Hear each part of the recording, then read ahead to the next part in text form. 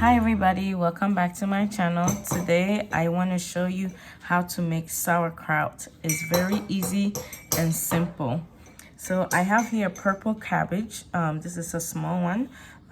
You can use green cabbage if you want. I just have the purple cabbage now. So first you want to take off the skin, the outer skin.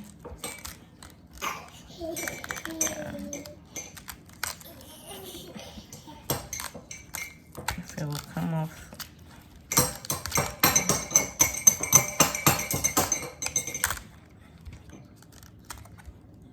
And there and with the big piece you want to keep it. We're gonna use it later.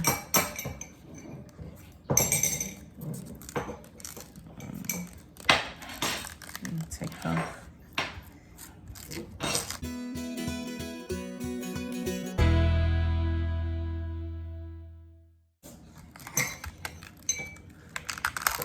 Okay, so you want to keep these pieces here. So I'm gonna wash it.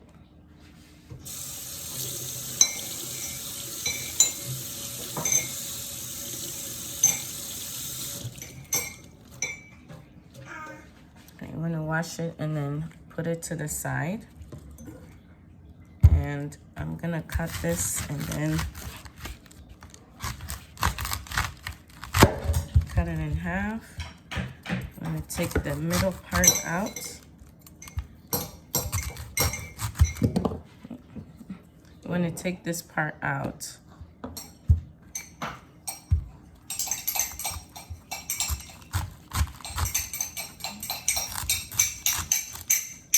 Okay. Now we're gonna wash this.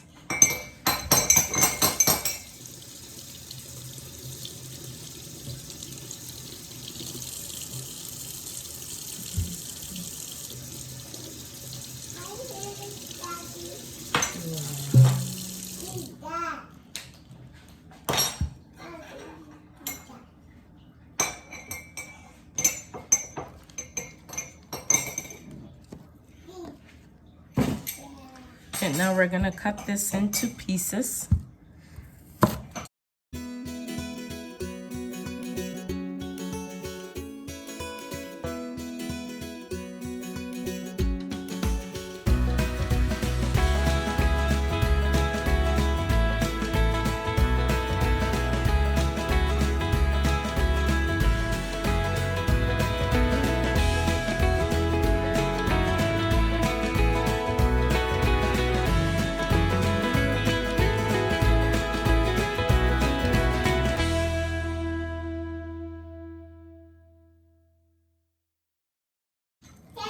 You want to put in a bowl.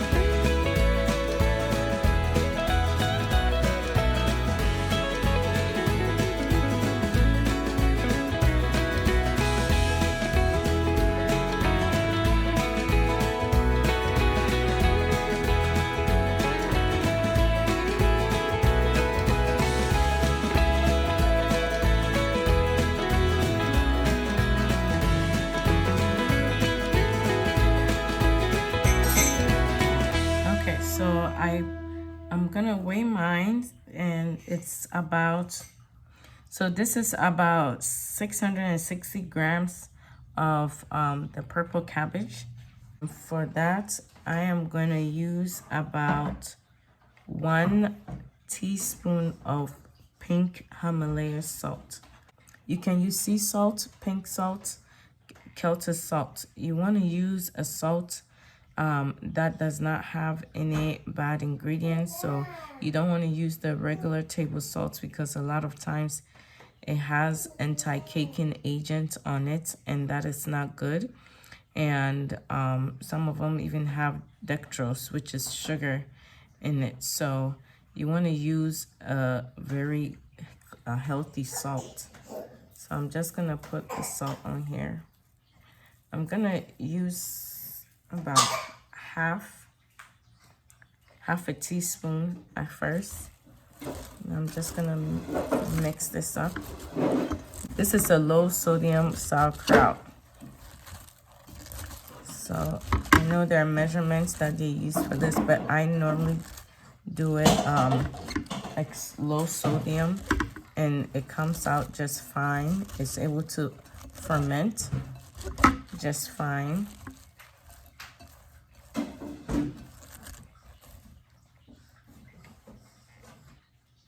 I'm just gonna taste it here. So I'm gonna just add a little bit more. And so I didn't quite use the whole teaspoon of salt. I used about 75% of it. So this is what is left.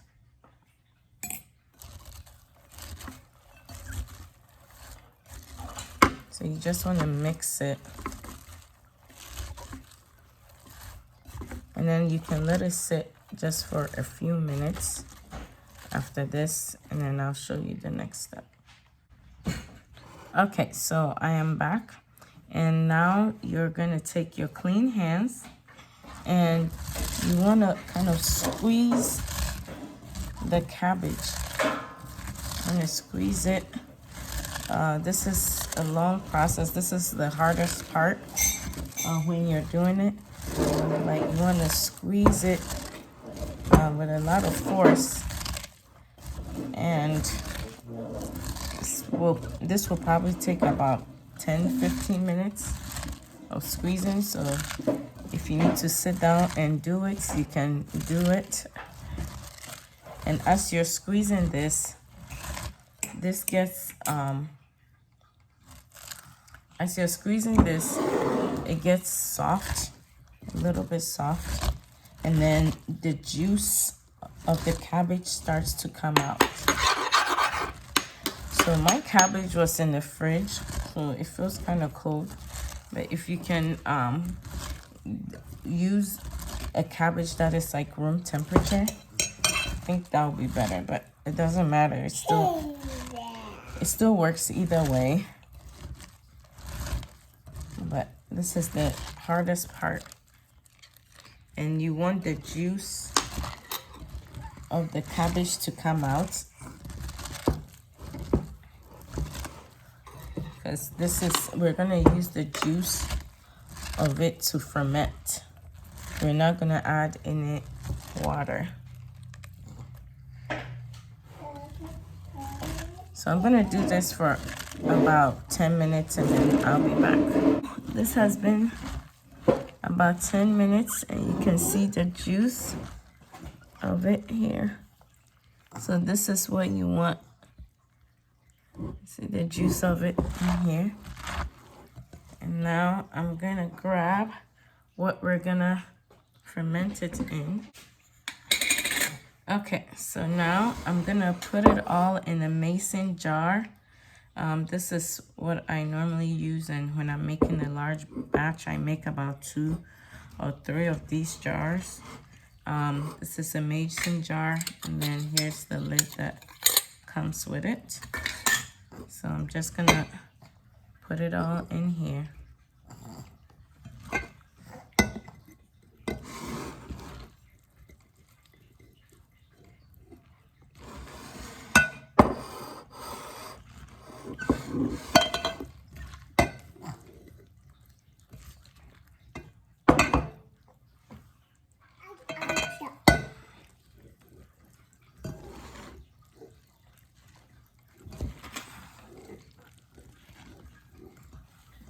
And you want to squeeze it in. No, it seemed like it will not fit, but you're gonna squeeze it all in.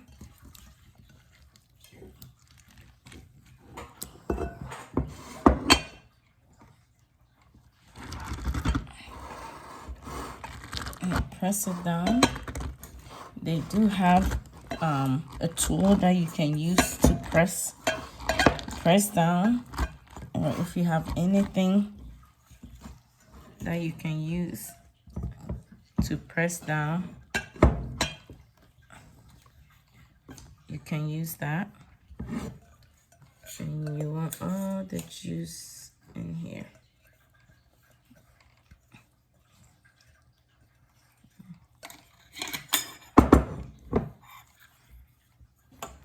I'm gonna keep pressing this down. You want to press it down for the water to come up. So you can use anything that you have. Yes. You can use anything that you have.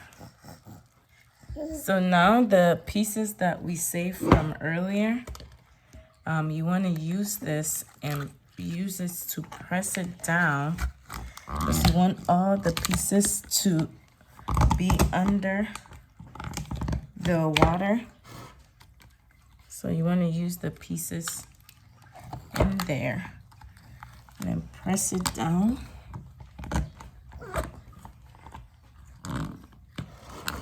And you can see the water coming up.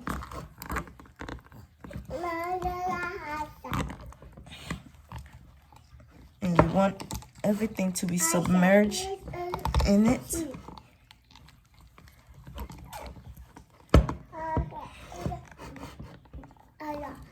Really press it down. So you see the liquid here at the top. So you want to really press it down for the liquid to come to the top.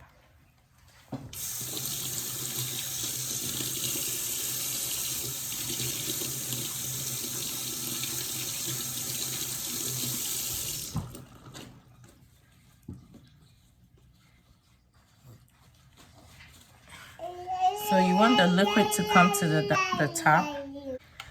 So when the liquid come up, you can leave it like this and ferment. I have done it before, but some people will put a weight. You can get a rock and wash it really well and clean it, and then use that rock to hold it down. They have weights, and I have this weight here. I purchased this on Amazon, and I use this to press it down. And just put it in, and it helps to hold everything down. And then you're just gonna take the lid. I'm just gonna clean this here. You're gonna take the lid and then cover it up. And then you keep it on your counter, and normally the next day you just open it and then let the air out, because as it ferments, a gas is produced, and so you have to open it to let the air out. You want to close it so that there's no oxygen getting in, because when oxygen gets in, it can mess up the fermentation process. So you want to close it pretty tight, and then as it ferments, you open it once a day and then let the air out. I'll show you the next day how to do this process, but you want to keep it tight and then keep it anywhere on your counter. Now, if you're fermenting other stuff, you want to keep it away from other fermentation, so that bacteria don't cross. So I normally make kefir, so I keep them at different places. So if you're fermenting other stuff, just make sure you keep it at a little bit of a distance from it. I'll show you the next day how to check it. Okay, so this is the next day, and this is what you're going to do to your sauerkraut. Just gonna open it, and do you see all the bubbles coming up? Open it, and you release the oxygen in there. You see all the bubbles, and then you close it. And that is it. You close it to the next day.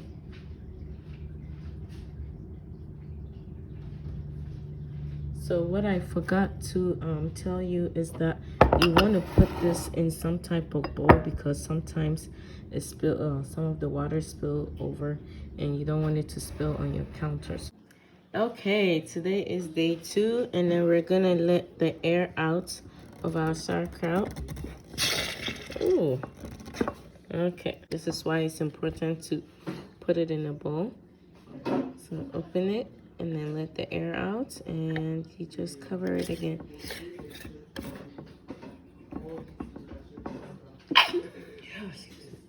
So we'll be back for the 3rd day. Okay, so today is day 3, and I'm actually gonna taste it today because of the temperature of my house. Sometimes it ferments a little bit faster. So I'm gonna go ahead and open it, and then I will taste it.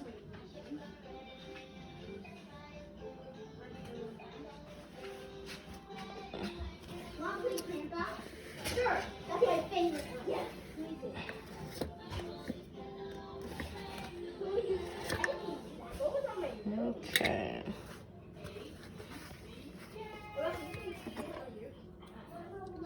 And I would tell you that this does have a smell that we are not used to. So don't be surprised with the smell. I'm just gonna go in here and take some. Okay. So I'm gonna stop fermenting because it is actually the way I like it, and the way my kids also will like it. But if you want it to be more sour, you can always ferment it longer. But I like it like this right now, so I'm just gonna take the extra leaf off here.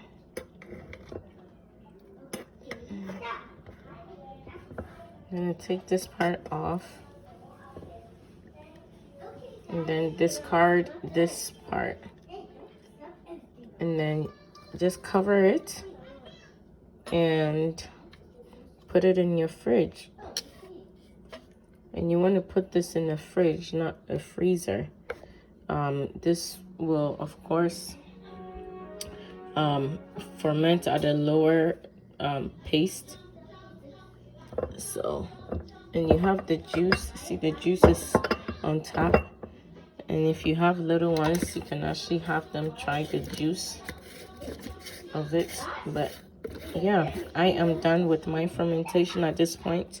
Now I have ferment up to 7 days before, and that was in the winter time. I have done it up to 7 days, but it seems at 3 days after I tasted it, it is sour enough for me. Now if you need it to be more sour, you can let it go longer. Some people ferment for months, so you can let it go longer than this 3 days. But right now it is at a point where my family will eat it, so I'm gonna put this in the fridge. So I hope this was helpful, and you see how easy it is to make your own sauerkraut. So I hope you try it. Thank you so much for watching. Please subscribe to this channel, and share the videos, and let's get healthy together. Thank you. Until next time. Bye.